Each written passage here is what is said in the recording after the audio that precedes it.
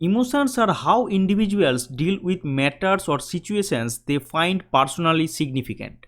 Emotions have a strong influence on our daily lives. We make decisions based on whether we are happy, angry, sad, bored, or frustrated. We choose activities and hobbies based on the emotions they incite.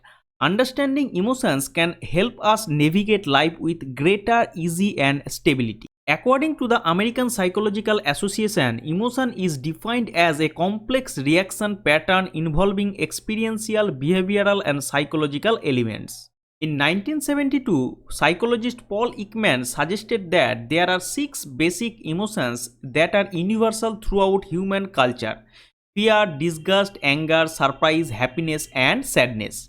In the 1980s, Robert Pulchik introduced another emotion classification system known as the Wheel of Emotions. This model demonstrated how different emotions can be combined or mixed together, much the way an artist mixed primary colors to create other colors. In 1999, Ekman expanded his list to include a number of other basic emotions, including embarrassment, excitement, contempt, shame, pride, satisfaction, and amusement. According to Paul Ekman, there are six universal emotions, and they are happiness, sadness, fear, disgust, anger, and surprise. Happiness. Many people strive for happiness, as it is a pleasant emotion accompanied by a sense of well-being and satisfaction. Happiness is often expressed by smiling or speaking in an upbeat tone of voice. Sadness. All of us experience sadness now and then. Someone might express sadness by crying, being quiet, or withdrawing from others. Types of sadness include grief, hopelessness, and disappointment. Fear. Fear can increase heart rate, cause racing thoughts, or trigger the fight or flight response.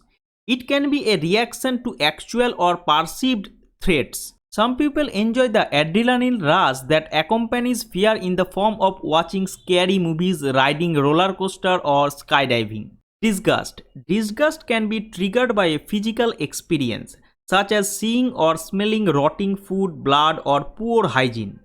Moral disgust may occur when someone sees another person doing something they find immoral or distasteful. Anger. Anger can be expressed in facial expressions like frowning, yelling, or violent behavior. Anger can motivate you to make change in your life, but you need to find a healthy outlet to express anger so it does not cause harm to yourself or others. Surprise. Surprise can be pleasant or unpleasant. You might open your mouth or gasp when you are surprised. Surprise, like fear, can trigger the fight or flight response. There are different theories of emotion. Some of the most popular theories of emotion are the James Lang theory and the Cannon Bird theory. In the next couple of videos, we will discuss about those theories. Emotion versus mood. Emotions differ from moods in that emotions typically last for minutes to seconds, whereas moods can last hours or days.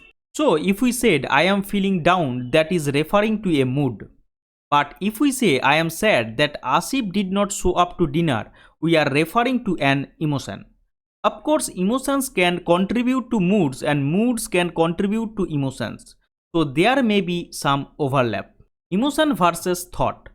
Of course, thoughts and emotions are different things, but they overlap both in terms of experience and in the ways that we talk about them.